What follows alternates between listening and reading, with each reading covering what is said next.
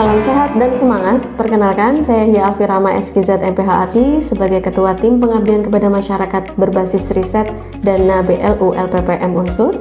Saya berasal dari program studi Pendidikan Profesi Dietitian, jurusan Ilmu Gizi, Fakultas Ilmu Kesehatan Universitas Jenderal Sudirman. Video ini merupakan bagian dari media edukasi gizi untuk meningkatkan pemahaman ibu balita terkait MPASI. Video ini memuat informasi seputar MPASI serta penggunaan bahan pangan lokal untuk mendukungnya. Tidak kalah penting, video ini juga akan menampilkan demonstrasi pemorsian, penyajian, dan cara pengolahan MPASI yang tepat. Ada juga beberapa tips yang menarik akan kami berikan. Semoga video ini dapat bermanfaat untuk kita semua. Selamat menyaksikan. 2 tahun pertama kehidupan merupakan periode emas karena otak berkembang secara optimal, begitu juga dengan pertumbuhan fisik.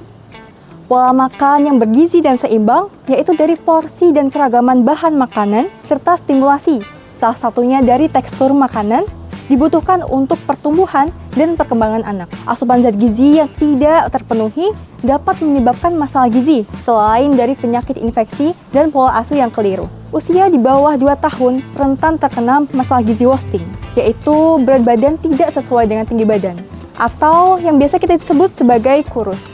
Jika wasting terjadi dan tidak tertangani secara dini, maka tumbuh kembang anak tidak maksimal, termasuk perkembangan otak. Bahkan dapat terjadi gagal tumbuh, karena asupan zat gizi termasuk protein lebih berperan sebagai sumber energi untuk menstabilkan berat badan.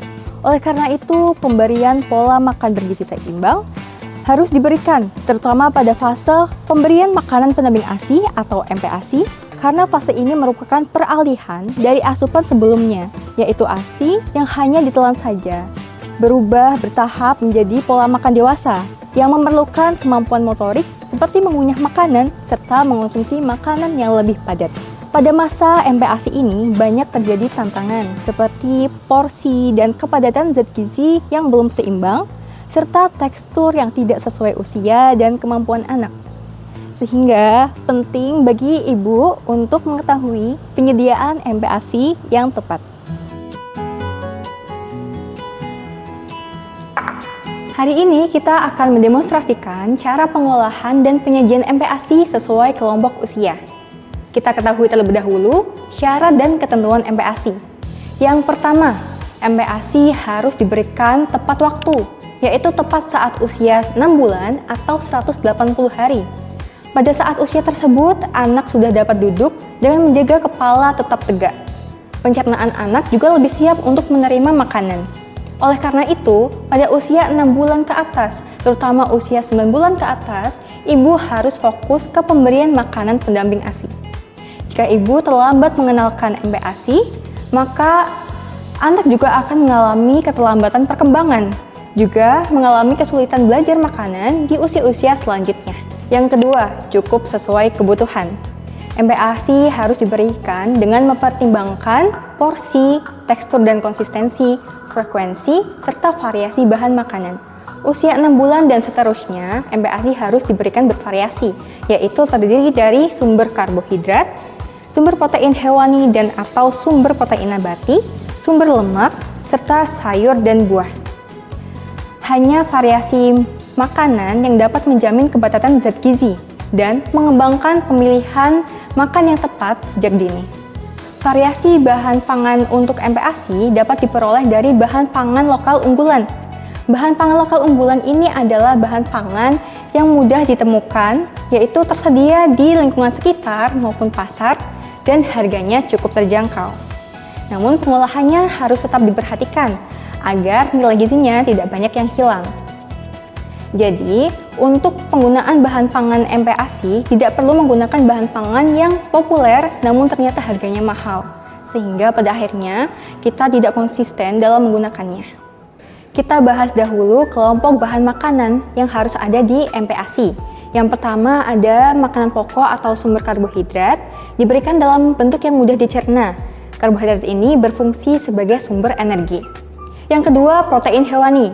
Penting untuk pertumbuhan anak yang normal dan mencukupi kebutuhan energi saat tubuh kekurangan energi. Protein hewani ini harus diprioritaskan karena mengandung jenis-jenis asam amino yang lebih banyak dibandingkan dengan protein nabati. Jadi pemberian protein hewani ini harus diberikan setiap hari. Meskipun demikian, protein nabati juga harus dikenalkan. Selanjutnya, sumber lemak juga sebagai sumber energi dan membantu menyerap vitamin larut lemak yaitu vitamin A, vitamin D, vitamin E, dan vitamin K. Mengandung asam lemak esensial yang bagus untuk pertumbuhan dan perkembangan otak. Lemak ini diperoleh dari pengolahan seperti penambahan minyak dan santan. Selain itu, ibu-ibu juga bisa menggunakan kaldu ayam maupun kaldu-kaldu yang lainnya. Yang terakhir adalah sayur dan buah yang kaya vitamin dan mineral. Sayur dan buah ini diberikan terutama yang mengandung vitamin A dan vitamin C seperti pepaya, mangga, lalu tomat. Jadi semua kelompok bahan makanan yang tadi telah disebutkan harus ada di MPASI dan harus diberikan seimbang. Jadi untuk karbohidrat atau makanan pokok tidak boleh mendominasi menu MPASI yang dibuat. Baik ibu-ibu sekalian, kita mulai memorsikan, mengolah, dan menyajikan MPASI. MPASI dapat diolah menjadi menu-menu lokal daerah, sehingga tidak hanya campur-campur bahan makanan saja. Untuk setiap kelompok usia, porsi dan teksturnya berbeda. Porsi ini mencerminkan kebutuhan zat gizi anak.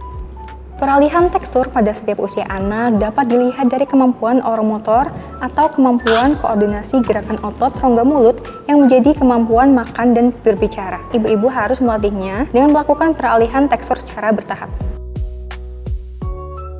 Yang pertama kita porsikan untuk usia 12-23 bulan.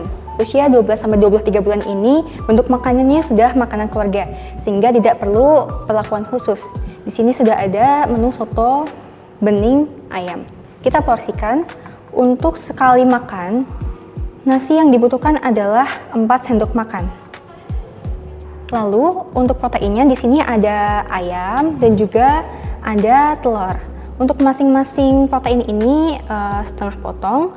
Untuk ayamnya sekitar 2 sendok makan atau setengah potong ayam. Lalu untuk telurnya juga setengah butir.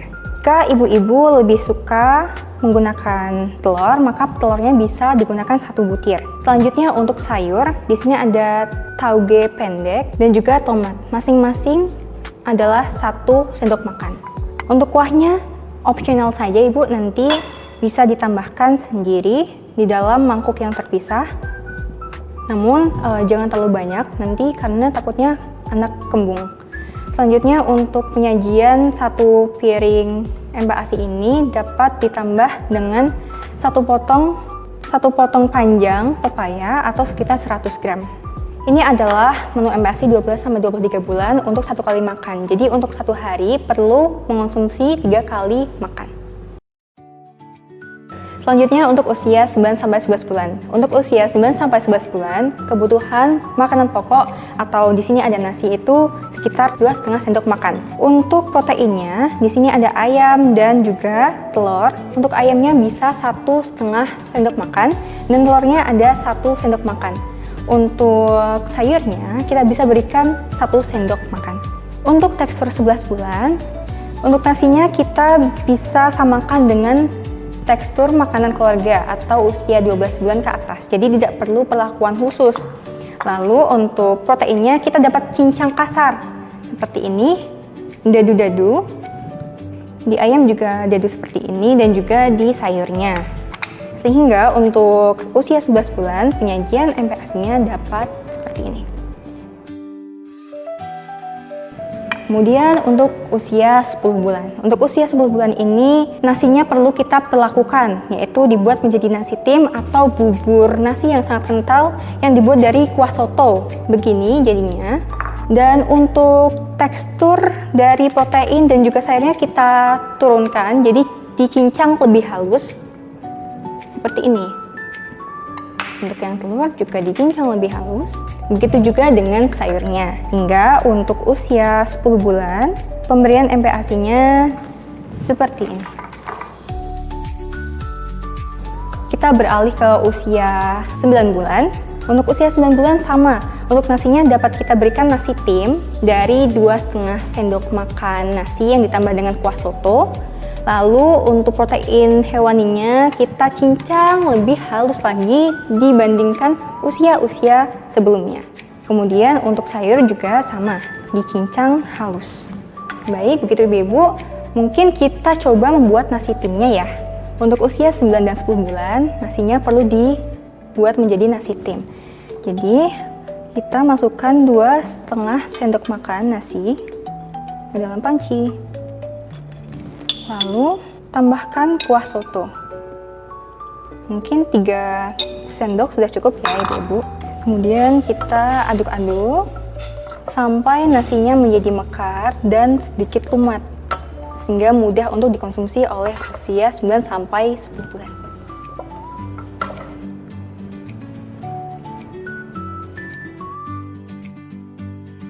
Kita turun untuk usia 6 sampai 8 bulan. Di sini saya akan mengolah menu MPASI soto bening ayam yang terdiri dari bahan pangan-pangannya. Yang pertama untuk nasinya, nasi untuk usia 6 sampai 8 bulan ini sekitar 1/4 sendok makan. Untuk proteinnya ada ayam dan telur, masing-masing 1 sendok makan. Dan untuk sayurnya ini ada 1/4 sendok makan tauge, lalu tomatnya ada setengah sendok makan. Kemudian untuk menumis kita akan menggunakan minyak sayur sekitar setengah sendok teh. Bahan-bahan untuk sotonya di sini ada kunyit, jahe, kemiri, dan ketumbar yang nantinya akan kita haluskan. Kemudian ada serai dan lengkuas geprek dan juga daun jeruk dan daun salam. Baik, kita akan mulai mengolah. Pertama kita tambahkan setengah sendok teh minyak sayur. Kita masukkan bawang merah dan bawang putih untuk ditumis. Kita tumis. Setelah harum, bisa kita tambahkan bumbu yang sudah dihaluskan untuk ikut ditumis juga. Setelah itu bisa kita tambahkan sekitar 120 sampai 150 ml air. Kita masukkan serai dan lengkuas yang sudah dikeprek, daun salam, dan daun jeruk. Selanjutnya kita tambahkan sayur tauge yang tadi sudah kita porsikan ya Ibu-ibu, sebanyak 1/4 sendok makan karena tauge matangnya cukup lama. Selanjutnya kita juga memasukkan nasi agar lebih mekar saat nantinya sebelum disaring. Kita aduk lagi. Selanjutnya kita memasukkan 1 sendok makan ayam cincang. Untuk telur rebusnya nanti kita masukkan bersama tomat di akhir. Nah, untuk mengolah MPASI ini sebenarnya ibu-ibu bisa menambahkan tulang ayam yang sudah dilakukan perebusan 1 kali. Gunanya untuk apa? Itu bisa menambah rasa dan juga menambah lemak. Yang terakhir kita memasukkan telur sebagai protein lainnya yang tentunya sudah kita porsikan tadi ya ibu-ibu. Kita aduk-aduk sampai nasinya nanti mekar dan airnya semakin surut. Nah, jika sudah seperti ini artinya sudah siap untuk kita sajikan sesuai dengan tekstur menurut usianya. Nanti sebelum disajikan ibu-ibu perlu memisahkan serai daun-daunan yang menjadi bumbu soto ini. Untuk usia 8 bulan tidak perlu disaring, jadi hanya perlu dihaluskan. Bisa menggunakan garpu maupun dengan hand blender maupun chopper tanpa penambahan air ya ibu-ibu. Kita coba dulu untuk penggunaan garpu. Jadi untuk pelumatannya seperti ini. Jadi untuk pelumatan menggunakan garpu untuk usia 8 bulan ini seperti ini ya ibu-ibu. Jika ibu masih kesulitan menggunakan garpu, ibu bisa menggunakan chopper. Jika masih seperti ini, ibu-ibu juga perlu lagi menghaluskan menggunakan garpu ya, seperti tadi. Jadi terlihat ya gumpalan maupun cincangan-cincangan kecil yang belum terlalu halus. Ini gunanya untuk peralihan tekstur yang nanti akan menuju ke 9 bulan. Kemudian kita turun ke tekstur 7 bulan. Di tekstur 7 bulan ini perlu menggunakan saringan. Setelah diulek pun dihaluskan menggunakan garpu dan lainnya, kita bisa menyaringnya dengan saringan. Mungkin bisa bertahap ya ibu-ibu. Ini tanpa penambahan air. Jadi memang butuh tenaga. Tekstur MPASI 7 bulan adalah lumat kental tanpa penambahan air apapun. Konsistensinya seperti ini, Bu. Lumat dan tidak langsung jatuh. Jadi untuk penyaringannya habis tak bersisa ya ibu-ibu. Kalau ini masih untuk usia 7 bulan, untuk usia 6 bulan, kita bisa tambahkan sedikit air. Usahakan menggunakan air hangat. Nah, ini untuk usia 6 bulan. Jadi turun bertahap ya, tidak cair seperti ASI. Untuk semua kelompok usia, buah-buahan juga harus diberikan. Pada usia 6-8 bulan dapat diberikan puree buah. Selanjutnya untuk usia 9-11 bulan bisa ditambahkan buah potong dadu yang dapat dipegang oleh anak. Untuk usia 12-23 bulan sama seperti makanan dewasa, buah-buahannya pun lebih besar. Ingat ya ibu-ibu, kapasitas lambung bayi hanya 1/5 dari lambung dewasa. Jika ibu menambahkan air pada menu MPASI, maka pemberiannya jangan berlebih agar anak tidak cepat kenyang. Lalu frekuensi pemberiannya juga harus lebih sering agar asupan zat gizinya tetap terpenuhi. Ada beberapa tips untuk pemberian makanan pendamping ASI. Yang pertama, pengenalan alergen. Ada beberapa makanan yang dapat memicu alergi pada anak. Makanan tersebut diantaranya ada buah, susu, ikan, telur, dan kacang-kacangan. Ibu-ibu bisa mengenalkan alergen ini di awal MPASI, seperti tempe yang bahannya adalah kacang kedelai. Ibu bisa memberikan 1 suap sendok bayi kepada anak, lalu tunggu reaksinya selama 20 menit. Jika tidak ada reaksi alergi yang muncul atau tanda-tanda yang berbeda pada anak, maka ibu dapat memberikannya lagi 1 sendok teh.